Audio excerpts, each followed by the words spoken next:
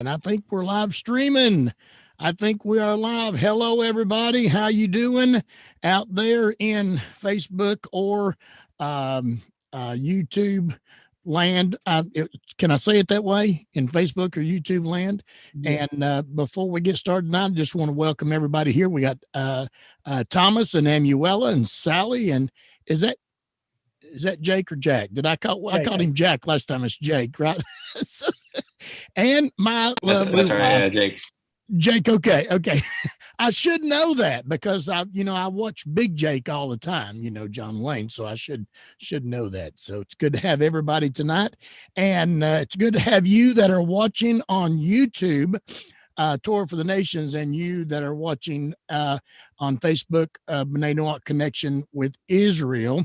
Also, I want to, before we start our time of tzedakah tonight, I just want to ask you if you ever would like to go to Rabbi Pesach's webpage. You can go to, I believe I've got this right, torahforthenations.org, torahforthenations.org, and spell it just like it sounds.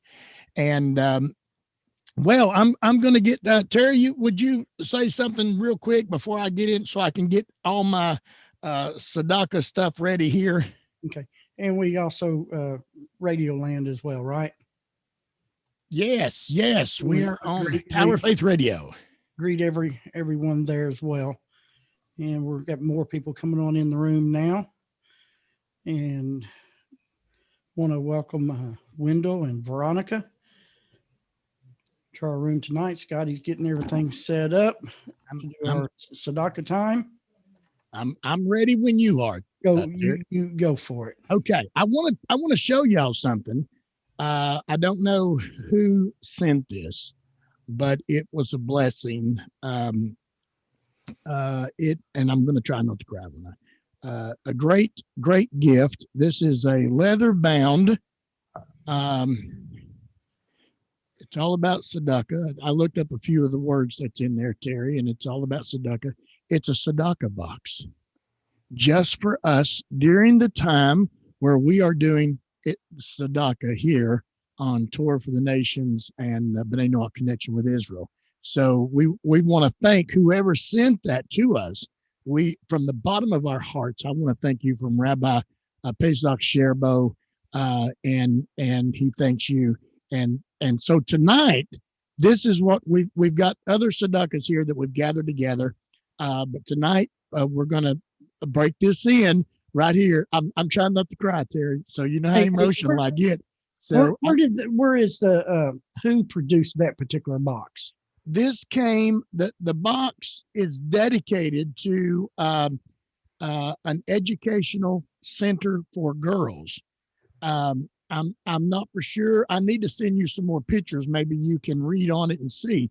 I think it came from Israel.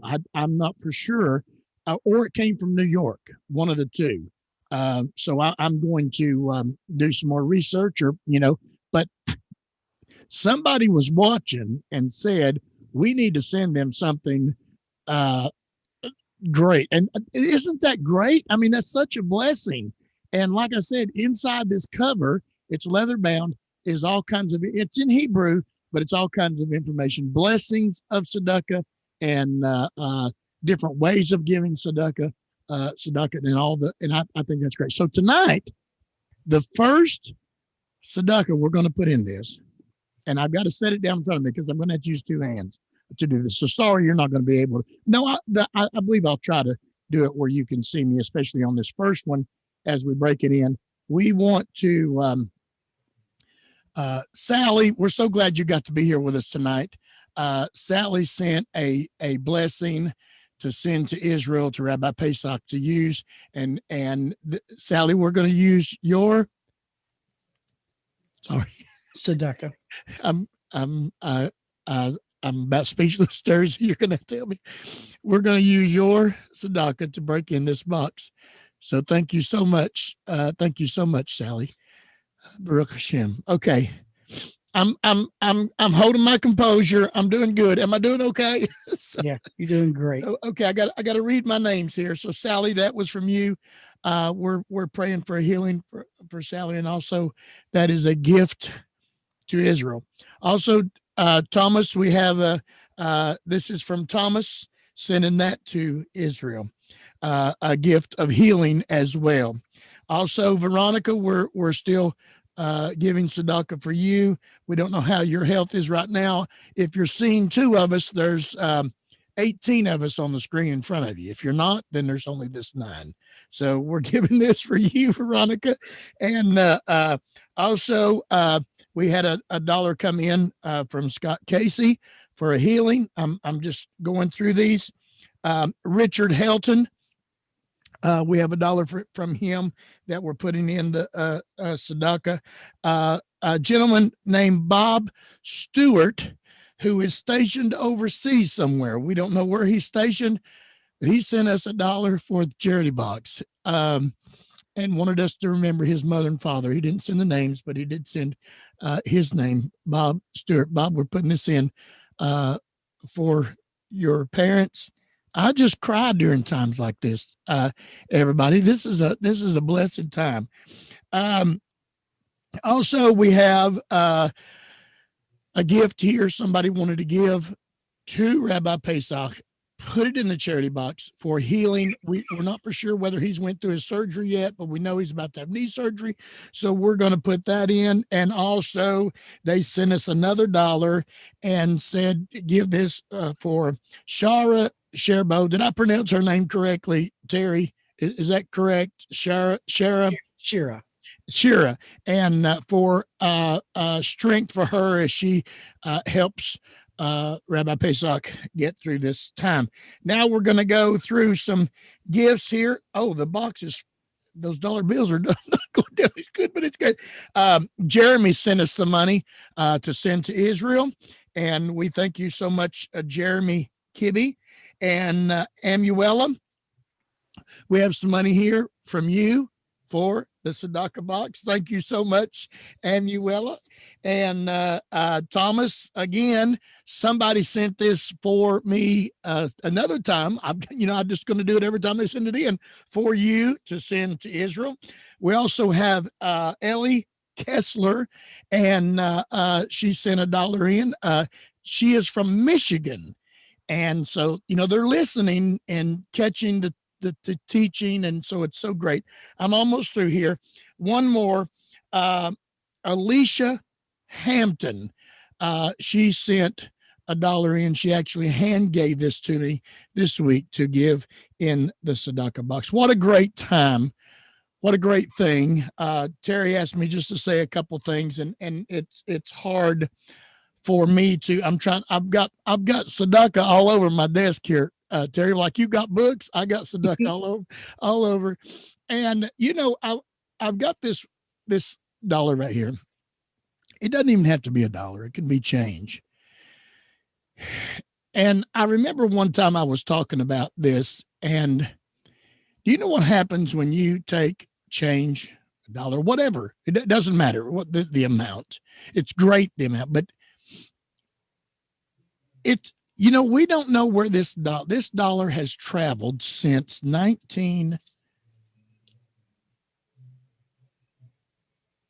since 2009. I just showed my age, didn't I? This dollar has traveled since 2009. It's probably paid for many things, some bad, some good. But tonight, it has made it here for us to elevate it. This is getting elevated, and we're actually giving it a goal.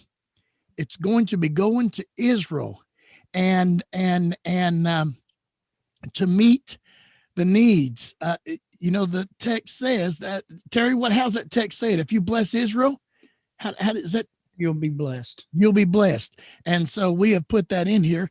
And Terry also asked me. Now I want to just give you a couple things real quick that we do around the house. We kindly keep my wife counted the change up. I want to tell you how much we got this month.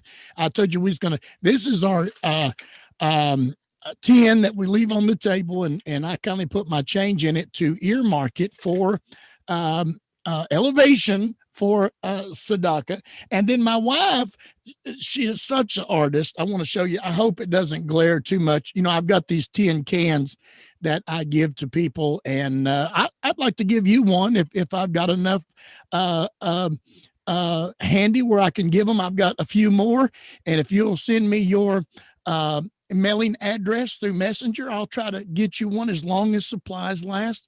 And my wife, Terry, had asked maybe you could just show what y'all do sometimes. This one, look, my wife drew a horn of plenty on there.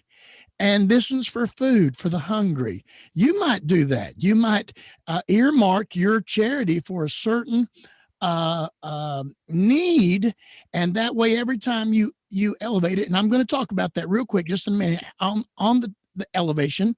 And then she did another one, clothes for the naked. I just thought that was so I just thought that was so good. And then she did one, she said, this is just some ideas. Maybe you want to help some orphans. Maybe you want to help widows. I hope you can see that. She did such a great job. Or maybe you just want to earmark yours for Israel. Listen, don't just come in at the end of the day and grab your change nonchalantly and dump it in the tin, and then and we do that from time to time. I know days get long, and sometimes we do that. But think about it. Think about it like this. I'm going to hold the one for the. No, actually, I'm going to hold this one. I've got tzedakah boxes everywhere. I'm going to hold this one. Think about it. When you sit down to eat your meal, and you thank the Creator for the meal that you have, remember those that don't have it. When you get dressed in the morning, when you've got clothes to cover you, remember those that don't. Maybe when you think about your parents, the orphans, the widows, all those things, think about them and put it in. I hope I'm saying this okay. Terry, am I saying this okay where people can understand? And you can put that in the box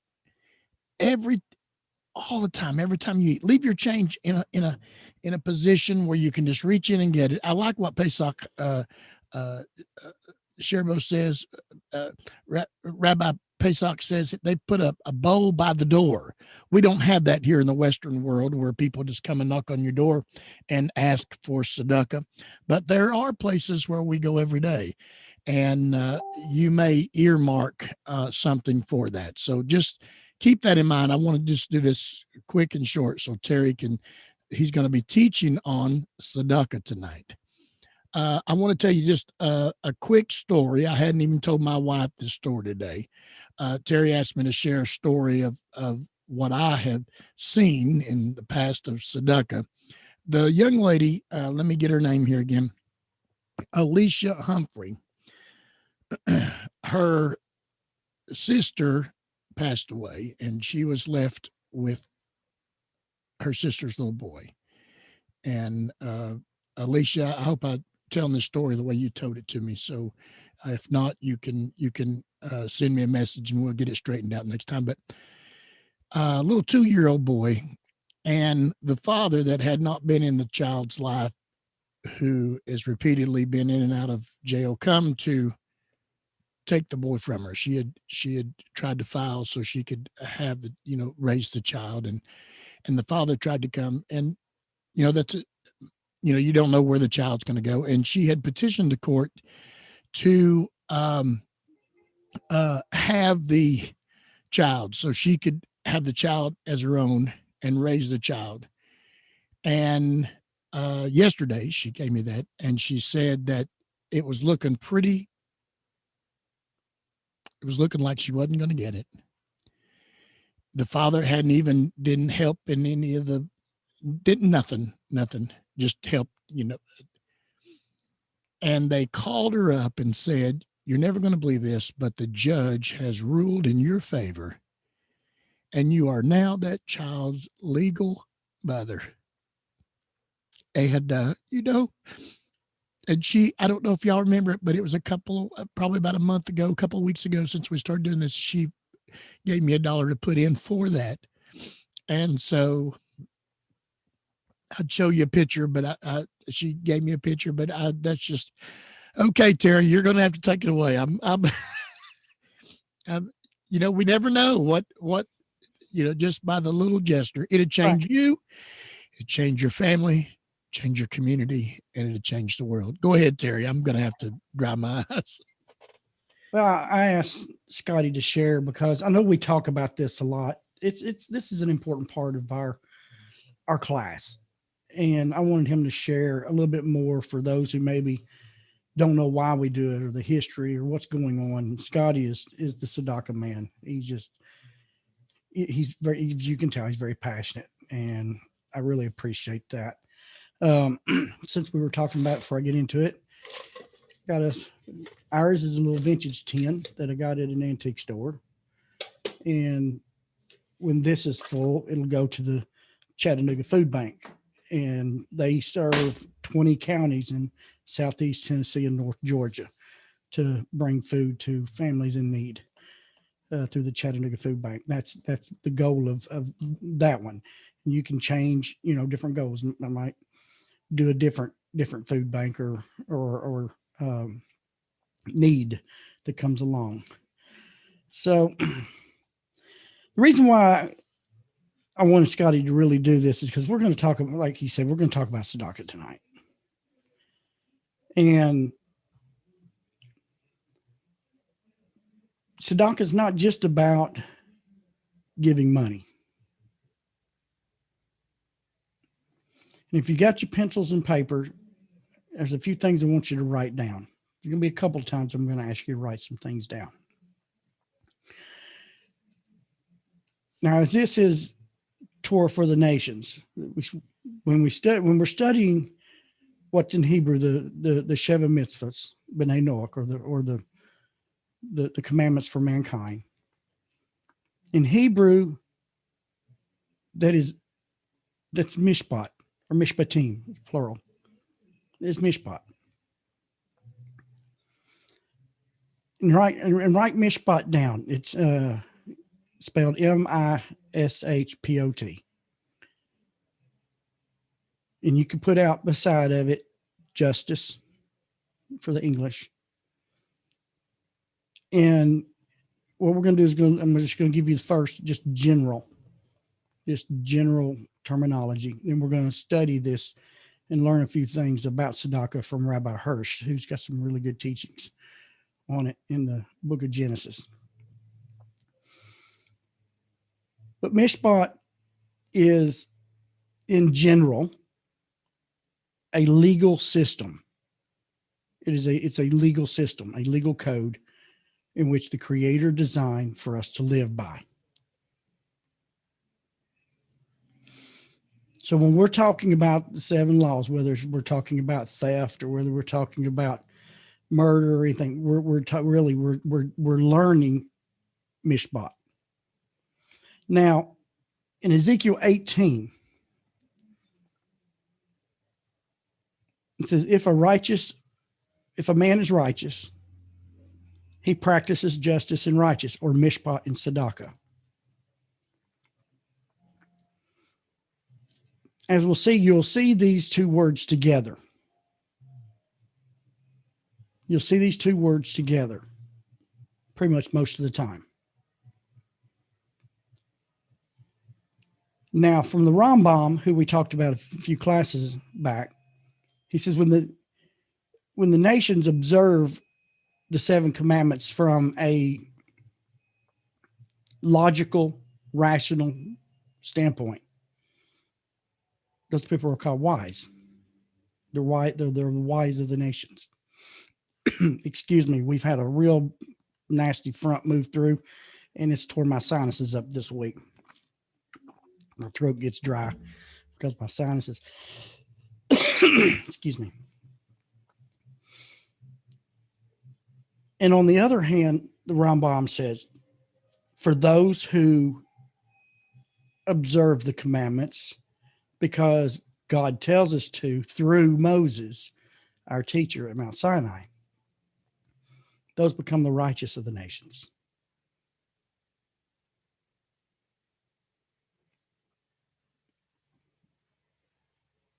But it says here, a righteous man, there's two parts to righteousness.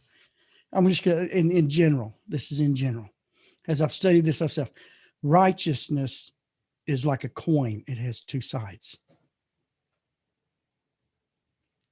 You have mishpat on one side, the legal system, and tzedakah, T-Z, write this down, T-Z-E-D-A-K-A-H.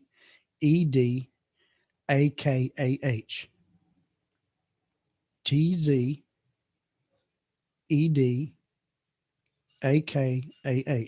tzedakah. Or righteousness. You can put a slash there. Righteousness is what that's translated as in English. And in general, it is righteous behavior. That's the general. We're going to learn some more terms to go with, or more definition of these words. So as I pondered these things this week, and I've been looking and studying and looking at how the sages teach on these,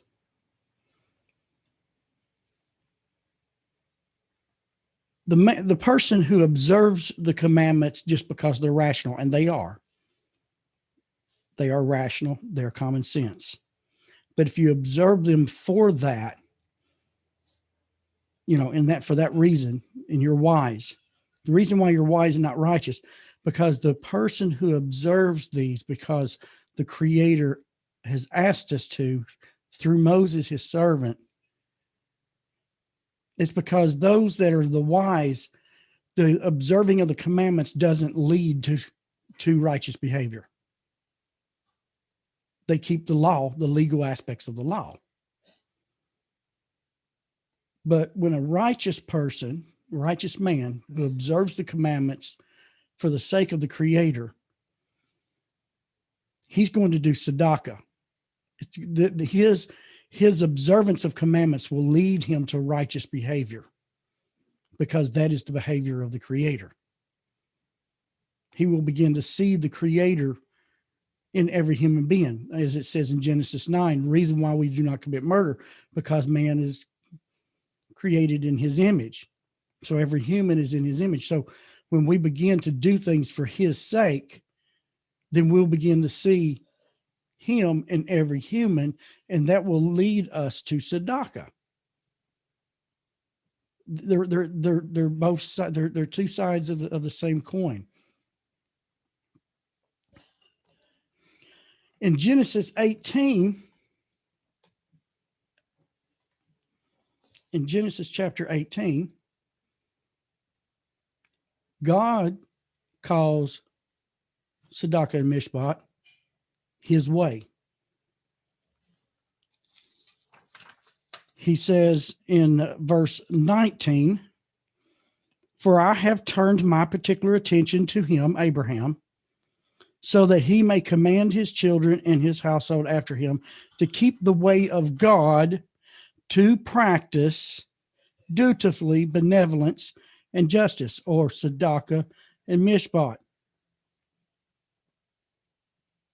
So when the righteous man says, if you are a righteous man and you practice mishpat and tzedakah, that is the way of God. God says that's his way. That's what he tells us in Genesis 18 when he's talking about Abraham.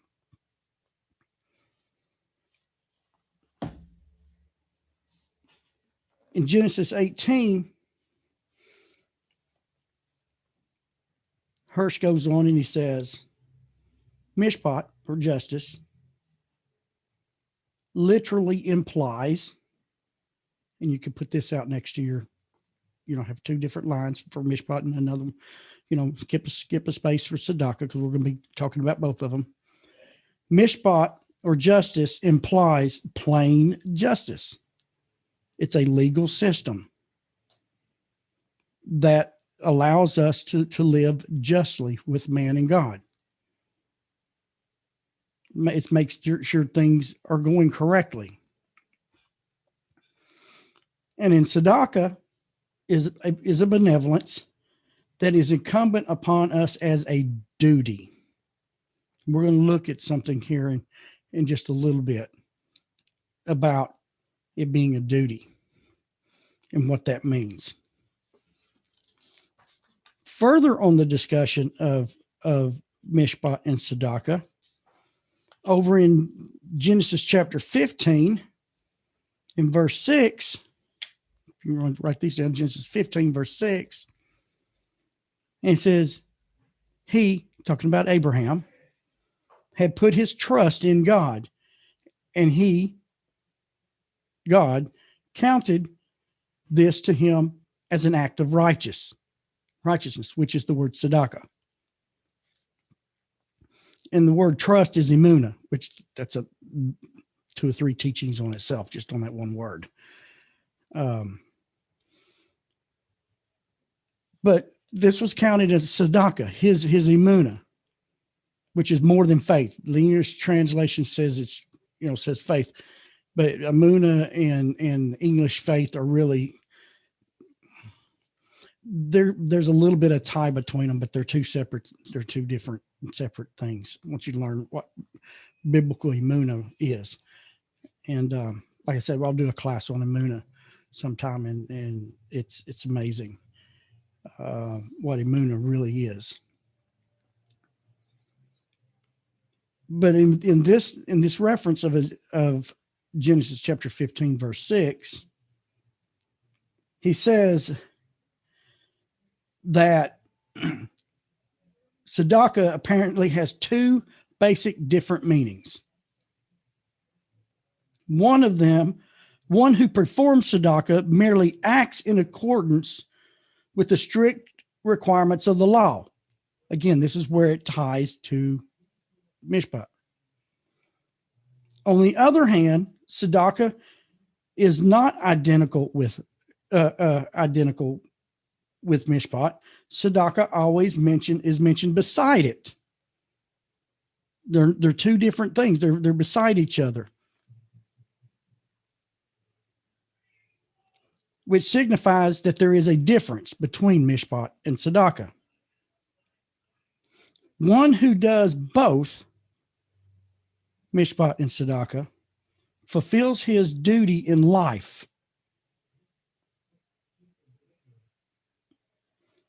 When God does tzedakah, when the Creator does tzedakah, he bestows favor on his creatures out of grace, not on account of their merit.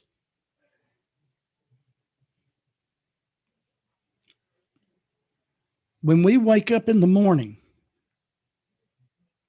and our rabbis taught us, there's a prayer that we can say, the Modeh Ani, and I'll do a teaching on that sometime, thanking God for restoring our soul back to us. Because sleep is, I think I might be corrected on this, is 60% of death. So it's a form of death. And so we thank the Creator for restoring our soul back to us. And even the wicked and the evil that are alive today, that breath is in their lungs, God has shown them tzedakah. He shows tzedakah without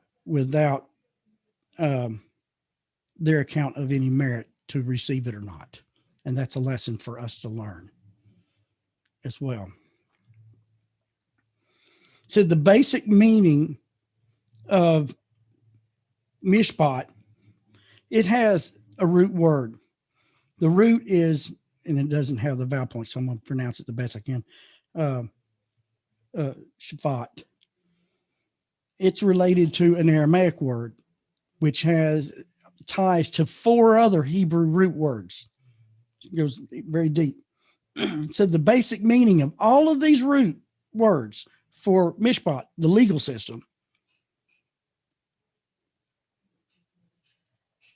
is to put something in its proper place.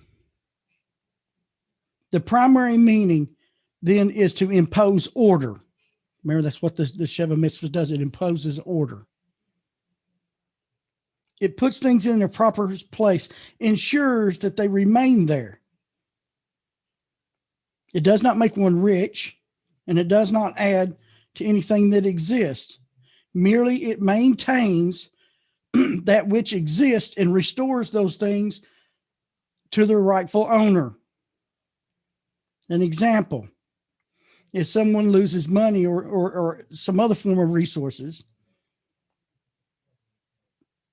say for my sake or my fault, then I am obligated. If you cause someone to lose money, you cause someone, an issue, then you are obligated to compensate him to comply with the requirements of the mishpat, the legal system. Tzedakah is from the root word tzedek. We also have the word tzedek or tzedekim, which means a righteous person or righteous people. It's something else. In its Aramaic, it means to soothe, to satisfy, to sustain. In other words, to give the other person what he needs or they need. To be good to the person, to seek their welfare and their well-being. Rectifies the world and promotes the happiness of the individual and the community. Through the attribute of tzedek, every creature will have the benefit of the conditions intended for it by its divine design. A tzedek is the goal of God's direction for the world. From man's point of view, a tzedek is the ideal. Any divine or human act that brings that individual or that community near to this goal is tzedakah. When God acts with tzedakah toward his creatures, he acts benevolently towards them, as we've discussed. When man acts with tzedakah toward his fellow man, he acts benevolently toward him, but fulfills an obligation to God. For every person is obligated to promote tzedek with his spiritual and material resources. The whole reason he is even given the resources is to establish tzedek in the world around him. Therefore, tzedakah then is a whole life of faithfulness to duty. Mishpat is on the negative side, and we mean negative. It doesn't mean like bad negative. It's like a battery. For a battery to work, you have to have a positive and a negative. It has to work together to produce the energy. And this is what mishpat and tzedakah is. Mishpat is the negative side, the side that is grounded. Mishpat, the legal system, will ground you and sustain you. And tzedakah is the positive side. The mishpat shuns evil, where tzedakah is the positive realization of the good. It takes both.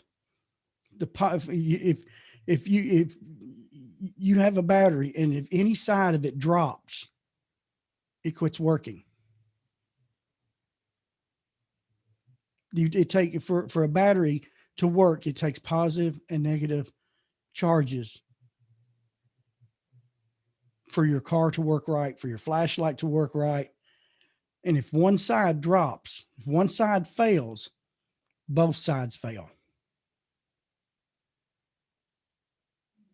This is why you will see mishpat and tzedakah together. This is why a righteous man, what makes a man righteous is when he is living dutifully with both of these in his life. This is the ideal for the creation that God wants for us. And when we're operating in this, we'll go a little bit further in Ezekiel 18.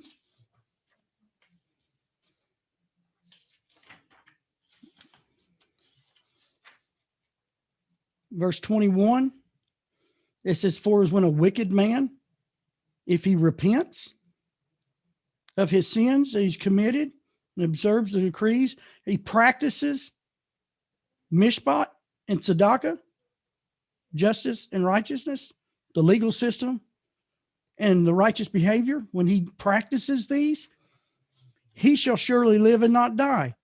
All of his transgressions that he committed before will not be remembered against him. This is the word of God. He says, the word of God goes on and says, he will live because of the righteousness that he did. He did in mishpat, he did in tzedakah. It takes you to be dutifully active in both elements. Just like a battery, if you want to be charged with the life of the Creator and the image of the Creator within you, then you will be charged with mishpat and charged with tzedakah. You're going to have both posts on your battery fully charged and ready to go. Terry, I've got to ask you a question. I apologize. No, go ahead. You just spoke something. Can you reread that text that you read and that his sins would be in Ezekiel? Yes. 18 and verse 21. For if the wicked man repents, he turns to God, he confesses his sins specifically to God. Yes. Especially if he knows them.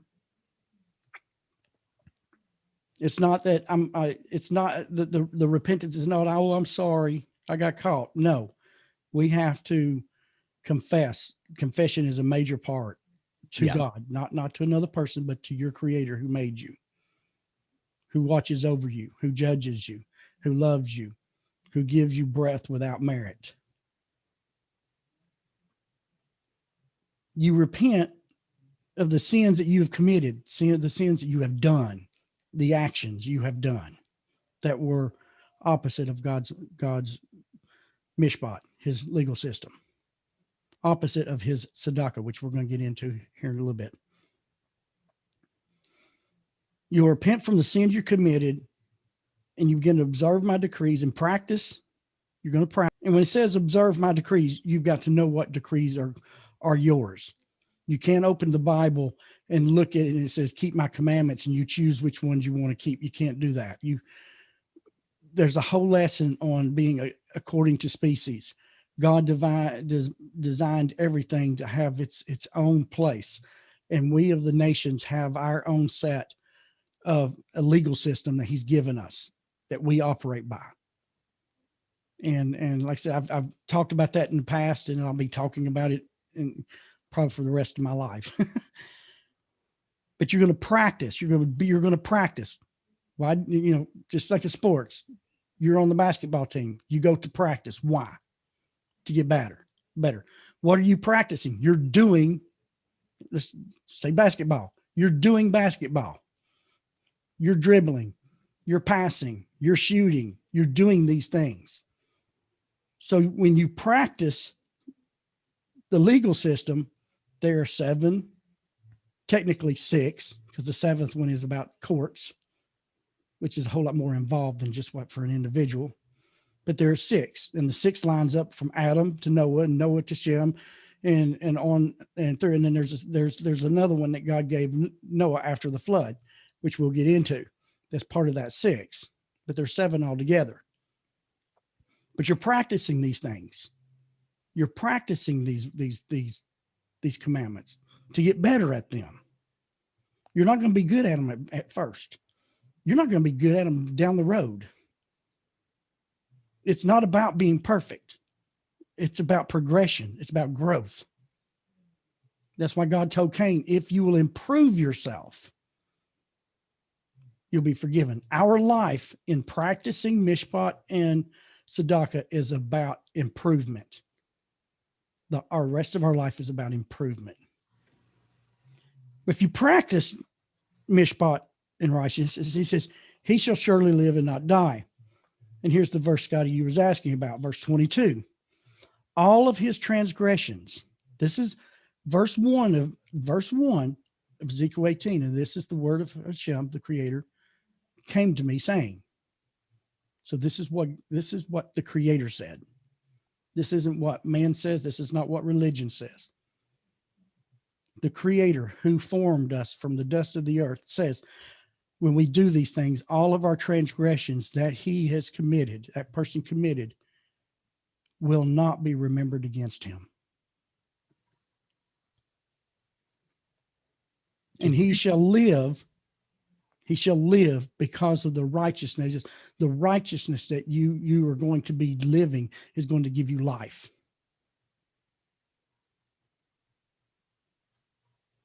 Is there anything else that I was just going to say, did you just give us the recipe for atonement?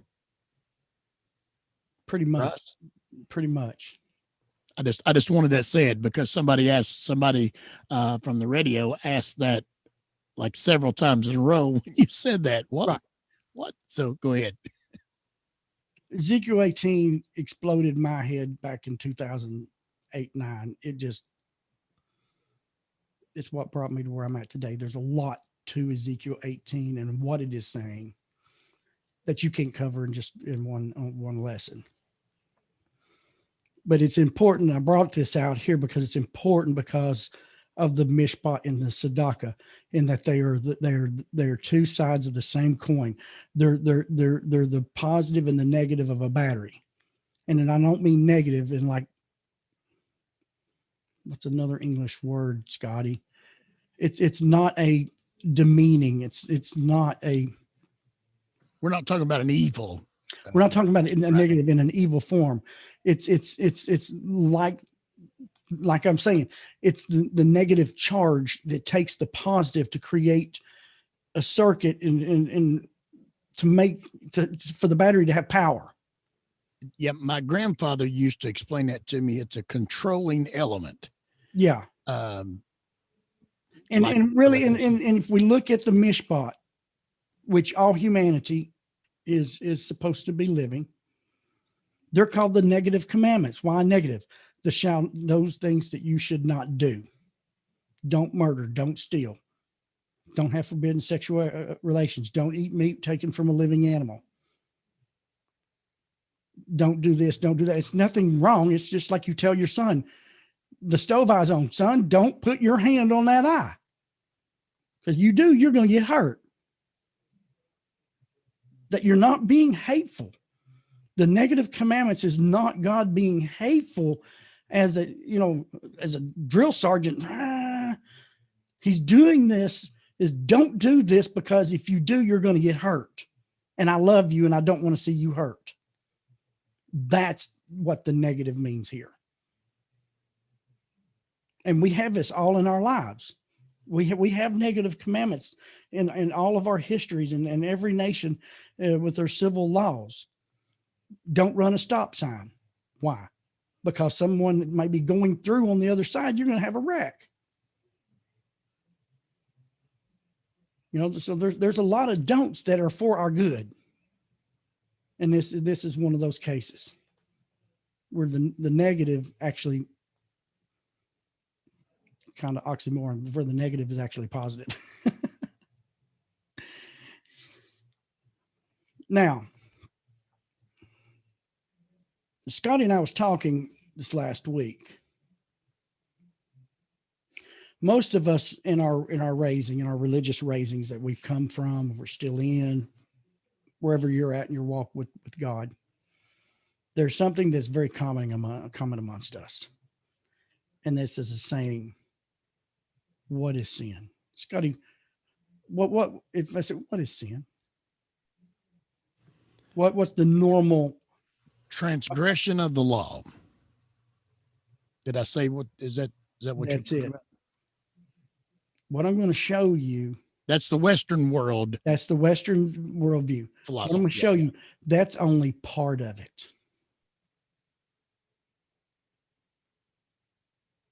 It's only part of it. Tzedakah is a duty, not a commandment. Now, within Israel, they have elements that commands them tzedakah. But for the majority of humanity that's outside of Israel, tzedakah is not a commandment. It's an obligated duty that we're supposed to do. Now, let me flip over here, make sure I get my marker here. There we go. Write this down on your paper, Ezekiel chapter 16 and verse 18.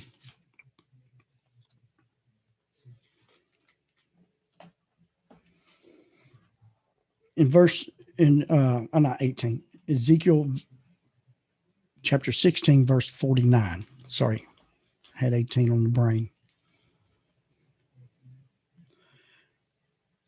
It says, behold, this was the sin of Sodom. Your sister, she and her daughters, there are 5 cities in Sodom, the valley of Sodom and Gomorrah.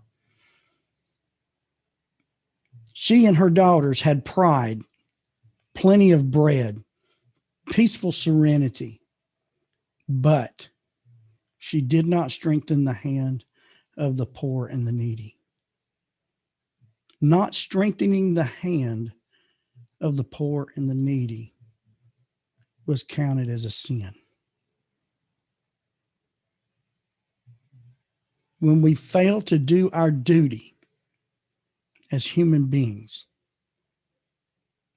that is counted as a sin against us. Our duty is not a law. It's not a commandment. Mishpat is a commandment. Tzedakah is not for us. If we violate the legal system, we sin. If we violate righteous behavior, that is a sin. And we don't think about that. We don't discuss this enough among those of us who study the 7 commandments. There's an area in Hebrew, it's called Musar. It's a Musar, Mussar. Some spell it 1 S, some spell it 2. Is the study of character traits, improving your character traits. When we improve and we work on our character traits, like pride, haughtiness, stinginess, love, mercy, all these traits that we have, when we study these traits and we work on these traits, that's in line with tzedakah, because your traits affects your righteous behavior. It starts out here. This is the sin of Sodom and her daughters. They had pride, the wrong kind of pride. The pride that they were wealthy and they were stingy and they didn't want anyone else to enjoy it. So therefore, they did not strengthen the poor or the needy. Now, I'm going to give you an example of a situation that I read about this week happening at and I'm ashamed to say it, at a local store here in the Chattanooga area. There was an elderly couple. The woman was in one of the scooters, like the hover rounds and stuff that that they use to help them get around. And the man had a buggy, and they had a buggy full of groceries. They probably just got their monthly. They were elderly. They probably just got their monthly check, and they were going to get groceries for the month. Well, this particular place they were at, there was no registers open. Only thing open was self-checkout. The elderly woman looked at the attendant, the worker of this place, and said, "Can you help us, please? We don't understand this new technology." The attendant said, "That's not my job."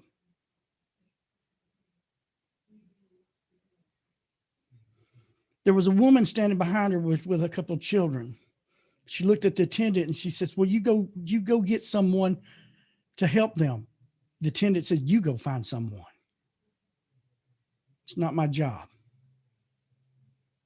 So the woman went to the service area and got the manager, explained to her what was going on, and now she knew why the attendant was acting the way she was. The attendant learned how to be that way from the manager. So this woman and her children checked this elderly couple out, $250 worth of groceries.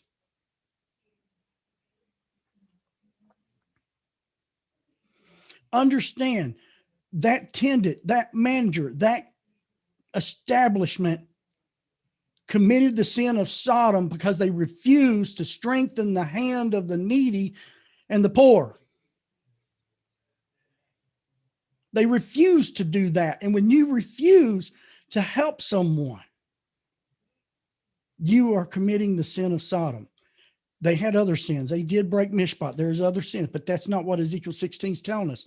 The major sin that God hammers on in Ezekiel 16 is failing to strengthen the hand of the needy and the poor. And we're doing that in this class. We're strengthening it through this tzedakah, through the giving of money. This is going to go to Israel, to the needy of Israel, for the hardships that they've been in. And we're in other classes, we'll be given to other places to help strengthen the hand of the poor and the needy. But there's more to it. There's more to it than just giving money. As we can see in this example, live example that happened in my back door.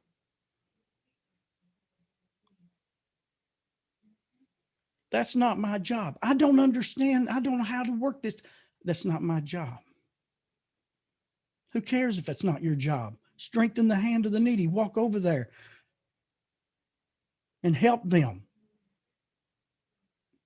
That's not giving money. That's giving yourself. That's righteous behavior, tzedakah, righteous behavior is not just about giving money. That's part of it.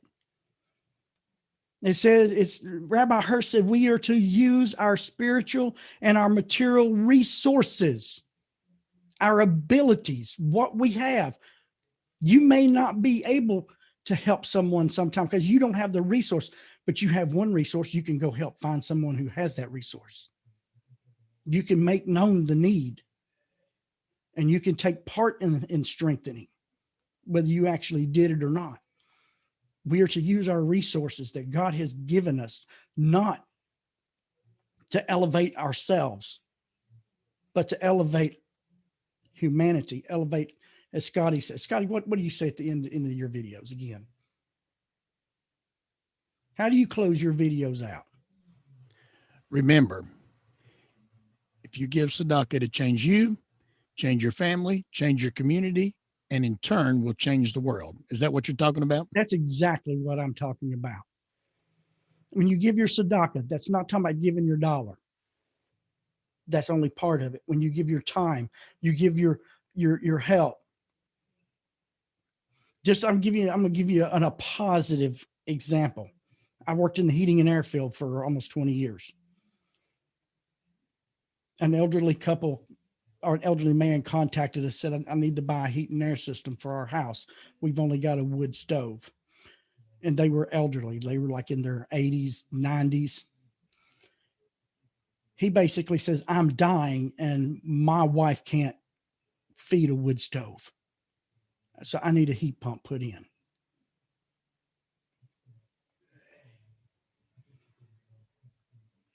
And so our sales representative and our owner of our company got together with the guy, and all of us, all of our crews, we showed up on a Saturday and we knocked that puppy out. We put them in a system in one day from start to finish.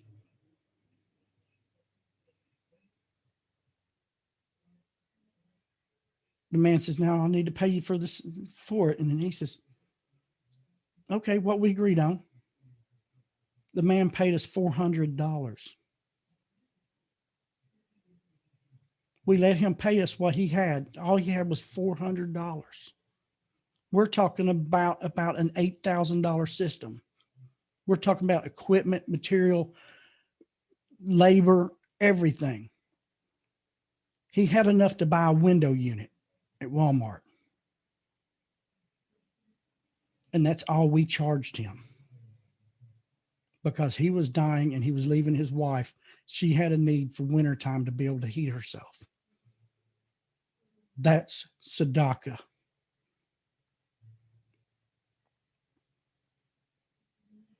We let the man feel good that he bought this, he paid for it. But we helped him help her. That was tzedakah. That happened probably almost 20 years ago, and it's never left my mind what we did for this couple. It was an amazing example for me to go over there on a Saturday and jump in there and work my fingers to the bone that we were helping someone in their time of need. That's tzedakah. That's why I wanted to talk about tzedakah tonight. Because mishpat, when you observe mishpat, the legal system God has given you, for the sake that God told us to do it through his prophet Moses on Mount Sinai. And we have to learn how he done that. We just can't pick it up on our own. It's why the Jews are the light to the nations. They show us. They've shown Scotty and I how to do this, how to learn how God commands us to do this. When you do it for the sake of God, then tzedakah comes up as righteous behavior. And for the sake of God, every time you do something and perform tzedakah for another person, you're doing that for God because that person was created in God's image. You are worshiping God. Those who have helped give that we're going to send to Israel has worshiped the Creator. Those who help change a flat tire if someone broke down has just done worship to the Creator. Worship is not about going to a building and raising your hands and singing with the choir. That's the least amount of worship, the bottom scraping of the barrel worship. Worship is when you strengthen the hand of the needy and the poor. And the needy, and it doesn't necessarily say the needy is poor. Every one of us have needs. And if you meet me at my need, you're doing tzedakah. If I meet you at your need, I'm doing tzedakah. That's why we have to strengthen the hand of the needy and the poor. They're both. And that's why it's so important. And it's to our detriment of those of us who study the Sheva Mitzvahs B'nai Noach. Don't talk about this enough. You hear other things brought up, which I'm not going to bring up here, but that absolutely has nothing to do with what we're commanded to do. And has nothing to do what is our duty. There are people that are hung up on things that's not even our duty, not less commanded, not even our duty. My duty is to meet you at your need. Your duty is to meet me at my need, and wherever that may be in the world. And I want to end with this. I know we're getting close. And with all this being said, King Solomon in the book of Ecclesiastes, chapter 7, verse 16. says, do not be overly righteous or excessively wise. Be not more righteous than your creator. Be not more wise than your creator. Don't vow upon yourself or impose upon yourself unrequired restrictions.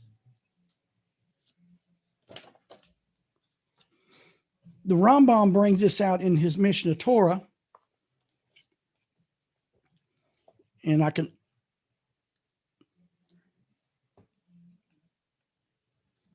not going to give you this exact, well, it's called Hilkot Diot. And I don't know exactly how to say that in English. It's in Hilkot, which is the laws, maybe knowledge. I'm not 100% sure on that, but it covers this issue. The Rambam, who is one of the great Torah scholars, he's a great Torah scholar. His works have sustained generations of Jews for, he lived in the 1500s. Very smart man. He said his mind was like an encyclopedia. He was if I remember right, a Spanish Jew. It says, therefore, our sages direct a man to abstain only from those things which the Torah denies him, which means don't steal, which there's more to that. These are categorical. The 7 commandments are categorical. They said a man should only abstain from those things which the Torah denies him, and not to forbid himself permitted things by vows and oaths. Thus the sages have stated, are not the things which the Torah has prohibited such for you that you must forbid additional things to yourself? We are not to be overly righteous. Sometimes we have a tendency to think we need to go the extra mile, per se. But there is ways of going the extra mile without being overly righteous. We don't want to go around and do these things for the sake of pride either. Look at me. Look what we've done. Look how much money we've given. Look what we've done. I helped so-and-so out this week. That's your righteousness. You're right. Like I covered the other day from Isaiah, that's when your righteousness becomes a filthy rag. But when you perform the legal system that God has given us through the 7 categorical commandments because of the Creator, you do tzedakah as a duty because that's what the Creator expects from you because of observing these commandments. Then, like it says write this down, Proverbs chapter 11, verse 30, I believe it is. It says the fruit of the righteous is a tree of life. Tzedakah is the fruit of mishpat.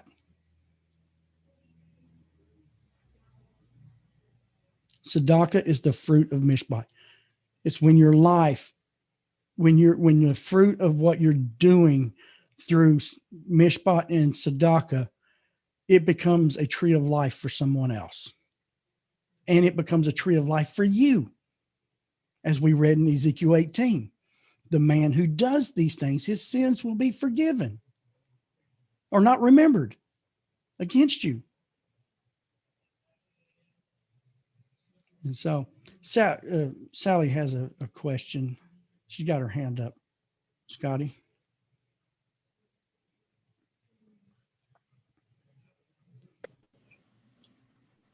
Yeah, go ahead, Sally. I'm sorry. I didn't mean to have my hand up. No. Sorry about that. Are you sure? Yeah. Okay. Promise. You're free to Okay. speak. You're free to speak if you need to. But I wanted to bring this to a close because I guess my hand is up somewhere. that's okay. We'll wave back at you. How's that? Oh, I see Thomas waving too. To our detriment, it's very important that we study the legal system, the mishpat, because we have not been trained these things. The nations, it's obvious when you read some of the prophecies, the nations do not. Matter of fact, Psalms 147, 19 and 20 tells us we don't even know them. We do not know the mishpatim. That's what it says in the Hebrew. So it is important we discuss these things, we study these things, we learn these things. We've got to do that, but we don't need to do it to the point that we neglect tzedakah. And just my personal, when I look out at it, certain things, tzedakah has been forgotten. It's not discussed. Personal character, improving your personal character traits that will affect your tzedakah, your duty of tzedakah, is not discussed, is not studied enough. We need to have a healthy balance of both. And that's why, we started a month ago talking about the prohibition of theft. And we've only got a couple of sentences in, and we've been doing this because I feel this is probably what the Creator has wanted us to do, that, do this, but don't forget this. And we have forgotten tzedakah. And it's important. We've forgotten. It's not even taught what it really is among the non-Jews. And it needs to be taught. And so I hope I've done justice tonight for the sake of the Creator and what tzedakah is. That it is the other side of mishpat. It takes both of them to be a true righteous person. It takes doing both of them.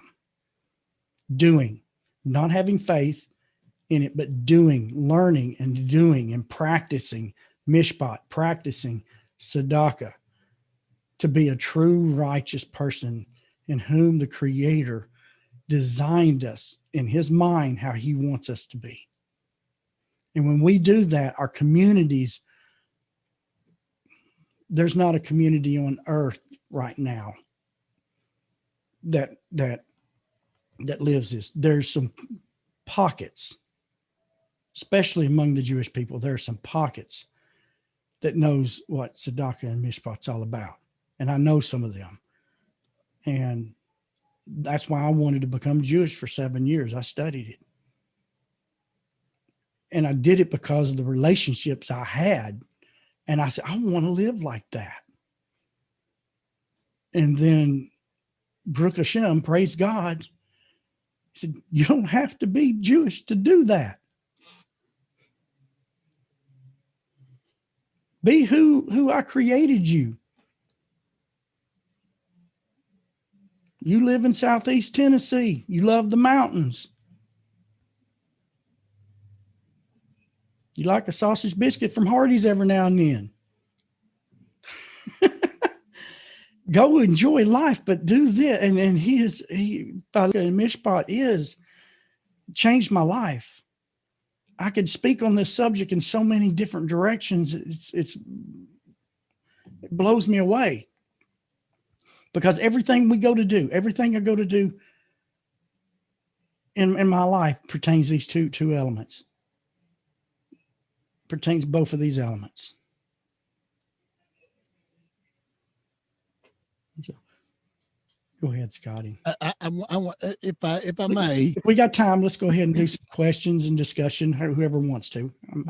Yes, I want to throw something in that also, if you cause somebody to give tzedakah, one of the things that I love to do is when we go out to eat or something, I will ask, especially if I see a charity box as we go into the restaurant or anything of that nature, I will ask the waitress, I will give them $1, the waitress or the waiter, and I'll ask them, I'll say, will you take this from you and give it in that charity box from you? And I'll ask them what the charity box is. I'll never forget one time that I went to a place here in town that sold plumbing supplies, and I carry one of these tins in my vehicle, and during the day I give tzedakah into my tin that I have in the car. Well, I went into this establishment, and there was somebody in there that the usual cashier that waited on me.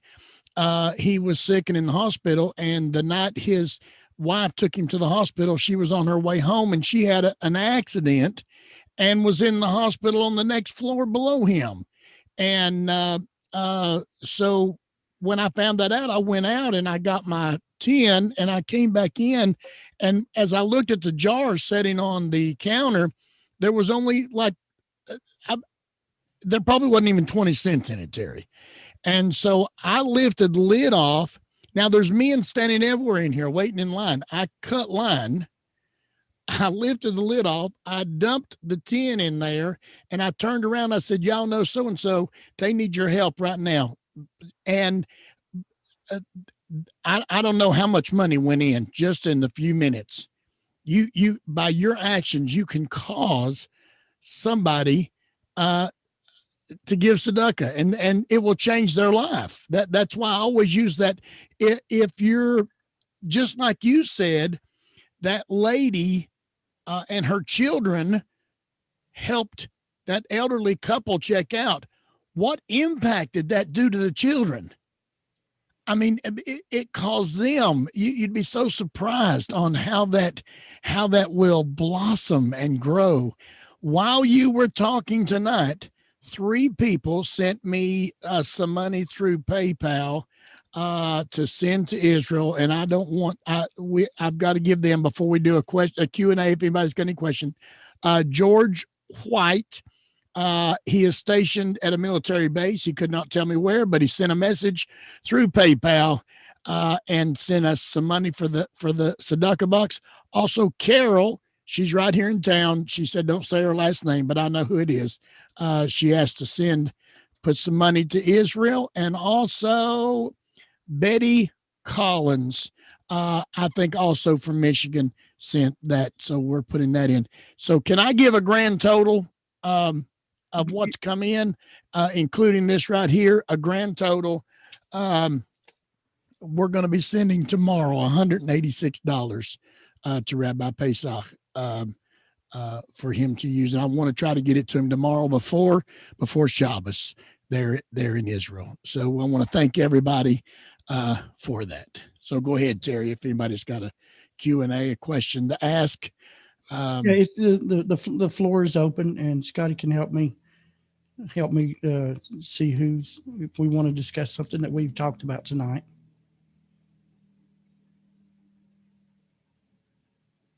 Did I scare everybody off? No. While they are building up confidence, we want to thank Larry Allen and Stephen and how do you say that last name, Thomas? Or how do you say, is that, see, I had hooked on phonics, so I can't, over there on YouTube, I'm going to let Thomas do it, or Amuela, one of those two, or even Terry. Somebody go over on YouTube and you'll see that. Is that Dewey? Dewey? How do you say that, Terry? Oh, you're asking the wrong one. I'm a hillbilly. Dewey. Okay. Dewey, They are on the YouTube, and then also we had Wendy over on the Facebook and a couple others, and so I just wanted to make mention of that. This whole week has been on my mind to talk about tzedakah and the things that, as I was learning, about tzedakah and mishpat. And that's why I wanted you to write these things down so you can remember to go and look at these things yourself. Yeah. And you got any questions on those terms, feel free to ask us, and you can message me, message Scotty. He always can message me and anything. Let's see here. Is there anything about giving to, say, a pet shelter, or is that under the treatment of animals? Okay, good question. Good question. Very good question. In one of our mishpatim, one of our laws, the seventh one that was given to Noah, it says, "You shall not eat meat taken from a living animal." That law is given basically for the welfare of the animal.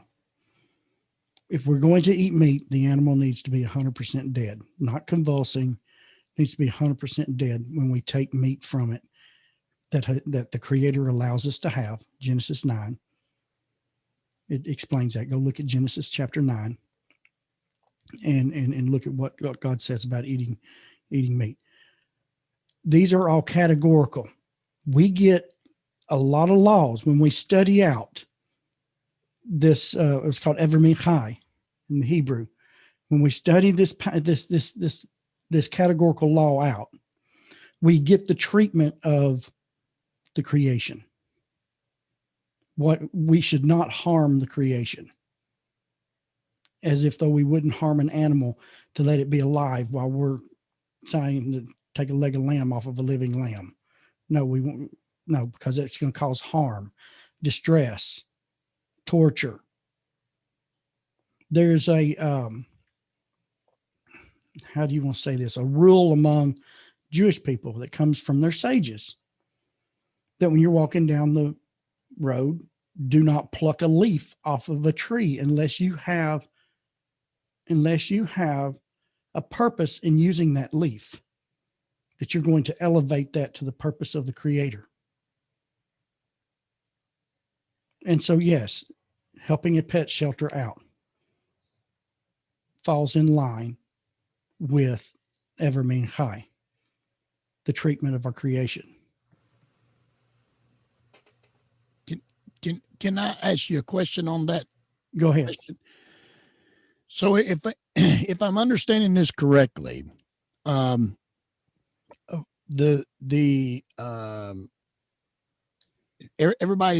looks at that dietary law, kosher, all those things. Now the dietary commandment for Jewish people is eating to keep themselves pure, and our dietary law consists more about the cruelty to animals, how that we right, that's our proper way of. They have a proper way of slaughter that God showed them how to do. That is painless, very humane, causes no distress to the animal. We are given something similar. We are to make sure that the animal is dead. Now, we don't abuse an animal to cause it to die. You know, you don't go up there and bash its bones out, and it's suffering. We should look for humane ways of taking the life of the animal to use its meat for our benefit. And one of the reasons that I have learned of the permission of eating meat after the flood, that it wasn't there before, is that because of the flood, understand when the waters, it came down from heaven, but it also tells us that the fountains broke forth from the earth. Those fountains wasn't just water. There's also lava. It was geysers like Old Faithful, boiling water coming from volcanic eruptions. And what I've learned about the flood of Noah, that the water boiled the earth. It leached it of its resources. And the land after the flood doesn't produce the same. What the sages of Israel has taught us is that before the flood, they only had to plant every 40 years because of the richness of the earth. The 4 seasons wasn't necessarily involved. That's why we have Ezekiel 8:22, the establishment of the heat and the cold, the seasons. And so To get all the nutrients that we need to live and to serve the Creator, we need both vegetable and meat. And that's what some of that is about in Genesis chapter 9. Is part of the reason why. But we are not permitted to cause harm to the animals. That's what that commandment is you don't eat meat taken from a live animal. If we're not to take meat from the animal while it's alive because it can cause harm, then we should also consider on how we take the life of that animal so it doesn't cause harm. We shouldn't abuse it.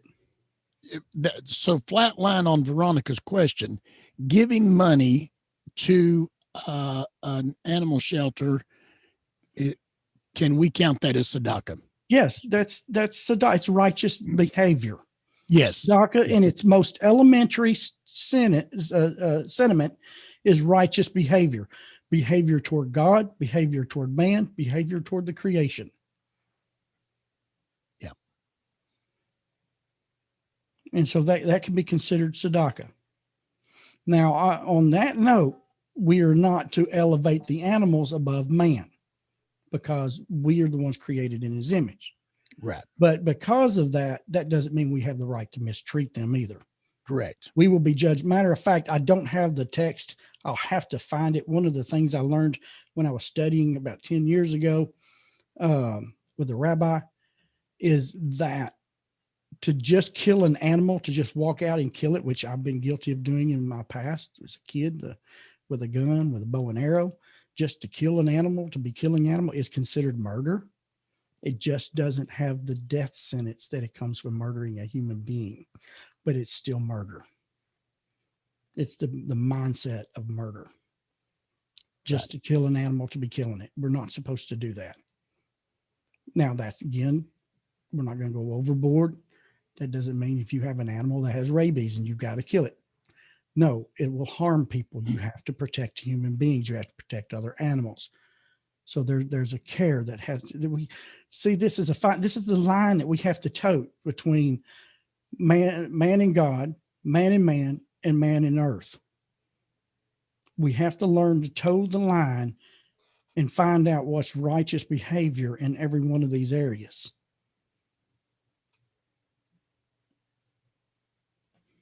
So, you ready for another question? Yeah.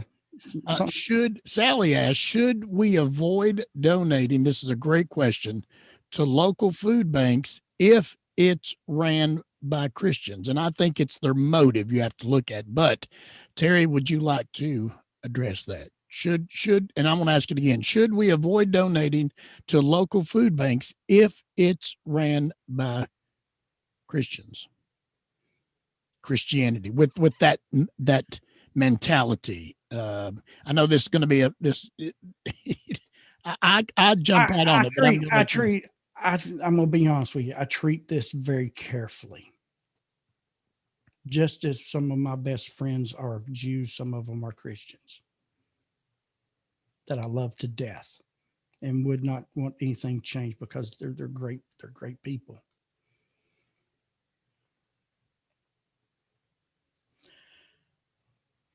Christian, Muslim, Jewish are broad strokes. They're broad strokes. There are a variety of people in each group. Okay. I'm trying to say this with love and delicacy the best that I can. And if you want to contact me privately, feel free to. In these different groups, there are elements where a person can become idolatrous, which is one of our prohibitions. And idolatry comes from the Hebrew avodah zarah, which means strange service. Remember I talked about the sons of Aaron who were killed because they put fire in their fire pans and ran in. They worshiped God in a way that he had not commanded. It was a strange service, and it cost them their lives. And the reason why it was so harsh on them, they were the sons of the high priest. They had, they had a lot of responsibility that I do not even have. We have to be careful if a group is idolatrous, their service of the Creator does not line up with the commandments. We shouldn't give to them, no matter who it is. We shouldn't give to that because we don't want to support. We don't want to support the violating of the commandments. Okay. That being said, well, what about the poor? Here's the thing. I've been there. I was associate pastor for years. Before I was associate pastor, a pastor friend of mine and I ran a chapel and did a lot of work in that.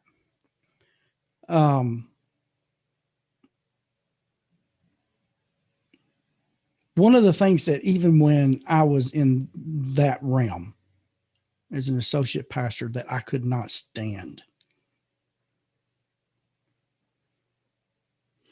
is one of the things that's very popular is that these charities and food banks want to, quote, preach a message before they feed the poor. And that's not commanded. What did it say? When the Creator does tzedakah, he does it without you having any merit to receive it. His grace is unmerited to us. And we should do the same.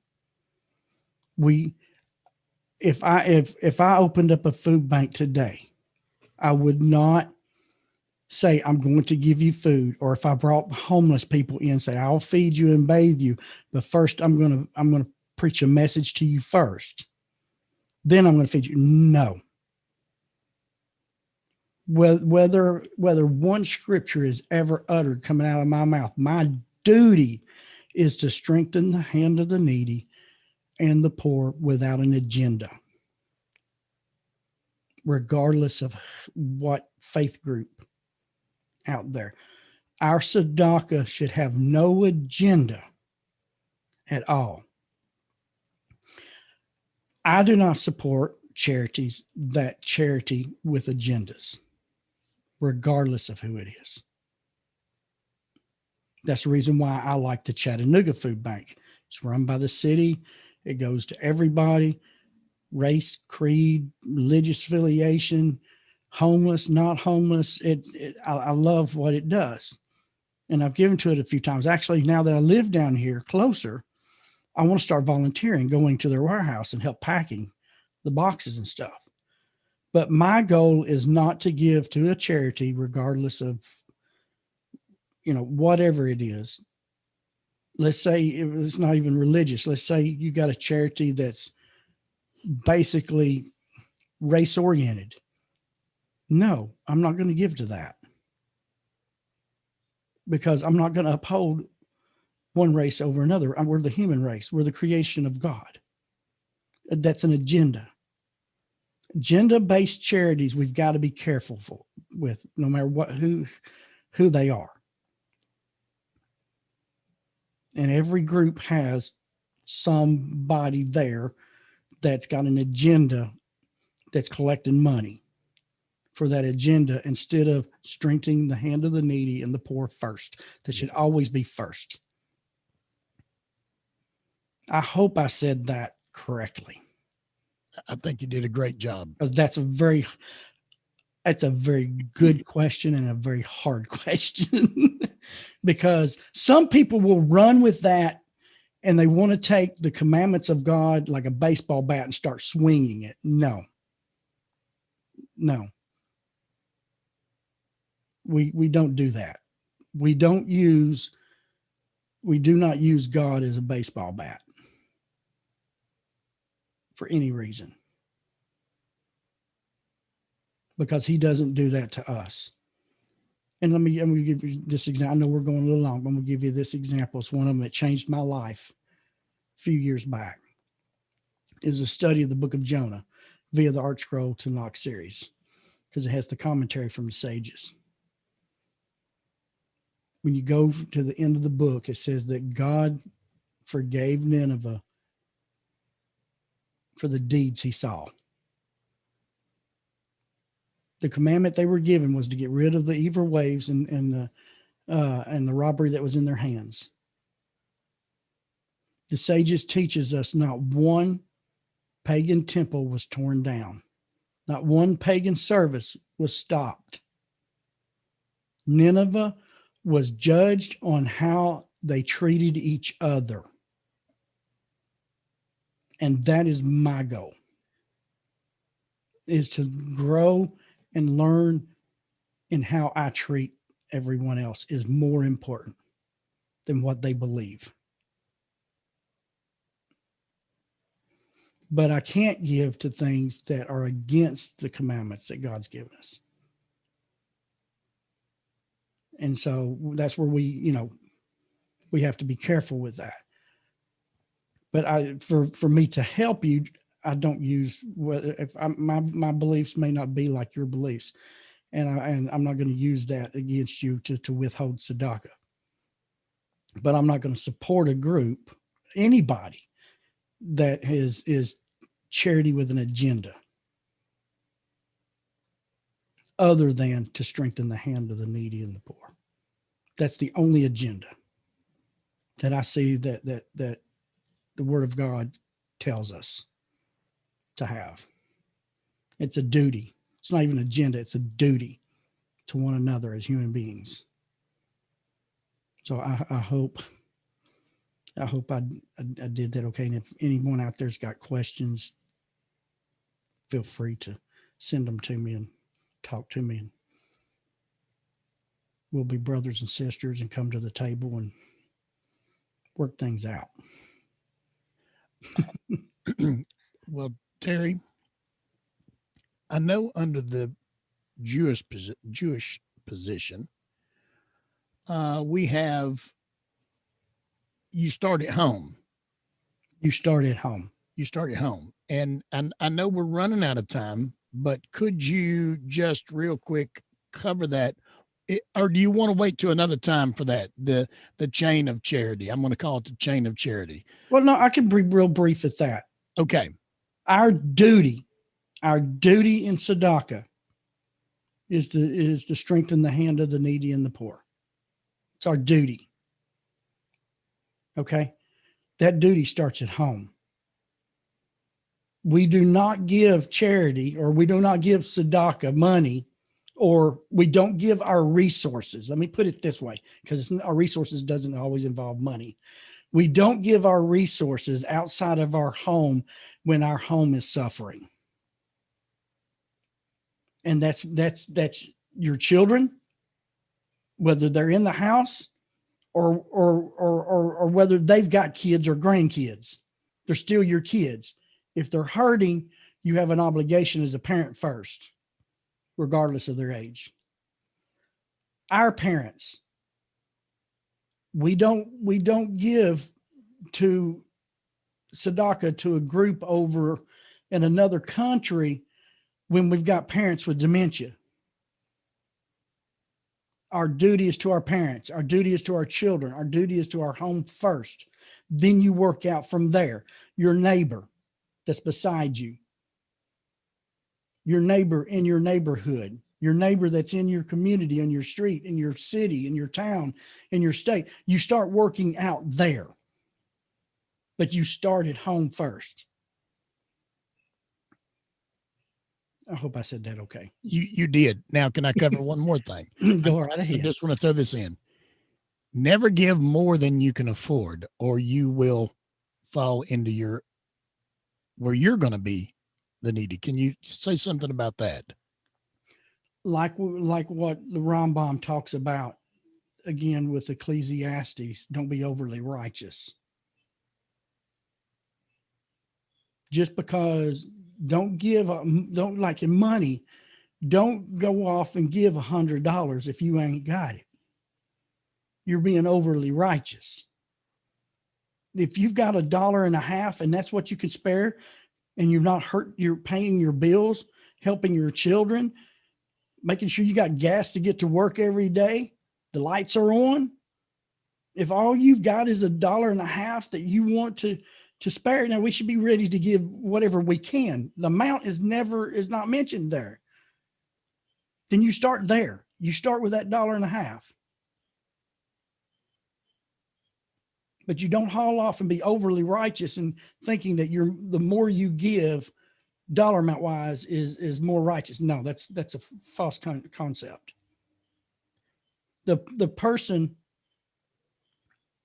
who gives a quarter out of their righteous behavior has given 100 times more than a person who's given $1,000 out of their pride.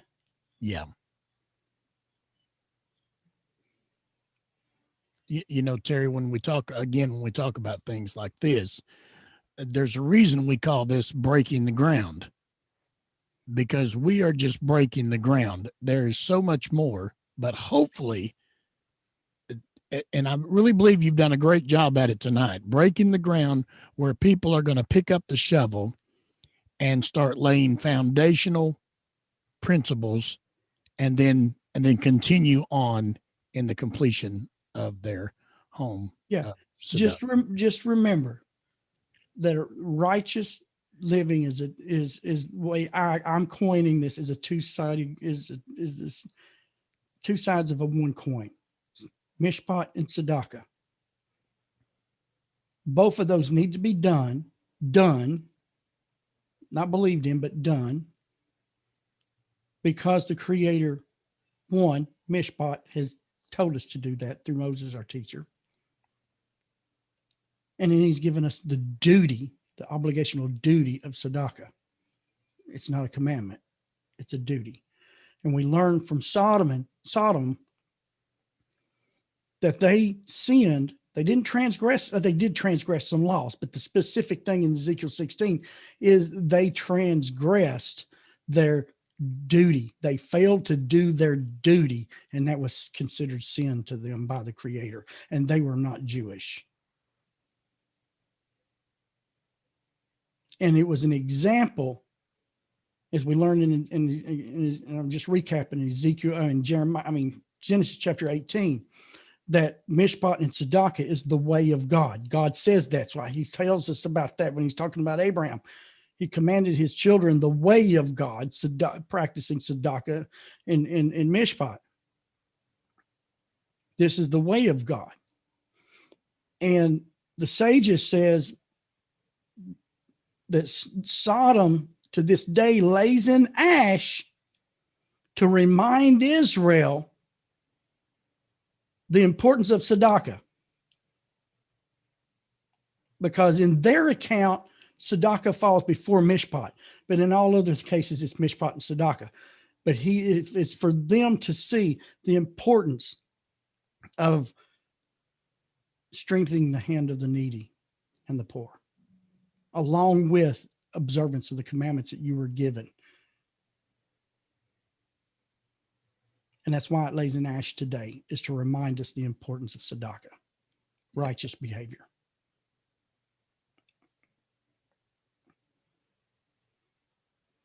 Okay. Geraldo, I know I didn't say your name correctly, but I did a great try on it. Correct? Ilario. Ilario. I'm sorry. Man, I love you guys. That's awesome. Hey, we're country hicks, okay? I love it though. It's how good. How about brother from another mother? Yeah. You know, that works too. Cousin man, from another dozen. Yeah. We're glad you made it. I know you sent me a message and said you were running late, but we're glad you made it tonight.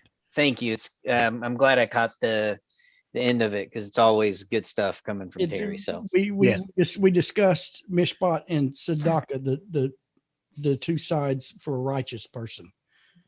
Okay.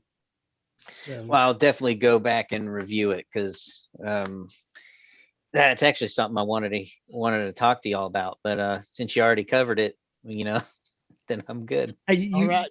You know where I live, and you got my Facebook, so you can send me a message if you got any questions or whatever. Or we can, jump on and talk live if you want to anytime.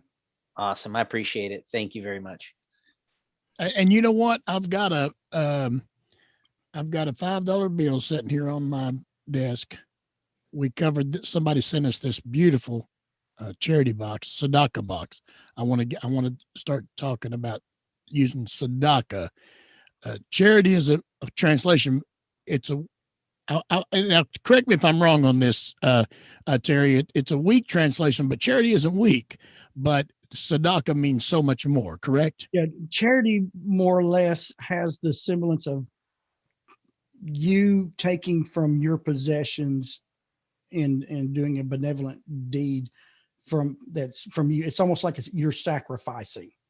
Where tzedakah, like mishpat, is taking what God has given you and putting it in its right place. I'm giving this for you, Geraldo. Did I say it correctly? I didn't say it right, did I? I'm giving this is going to Israel. I'm giving this. I'm giving it from you to Israel. Okay. Awesome. Thank you. Okay. All right, Terry, we're about to come to a close. Yeah, we went a little longer tonight. We went a little longer. But it was worth it. This is the stuff that we really need. Like I said before, we do need to study the legal system that God's given us through Sheva Mitzvos. Yeah. But we have neglected the study and the discussion of tzedakah, and we need to bring that balance in. I think you've done a great job presenting that to us tonight. Thank you so much. And with that extra money, it came to $191. So we'll be getting that to Rabbi Pesach tomorrow, and so that they will go into Shabbos. And we're looking. I'm looking forward to seeing Rabbi Pesach. We haven't seen him in a while. Sent him a message that we loved him today. Him and his wife, and they sent him a heart back. And so well, everybody, it's been good.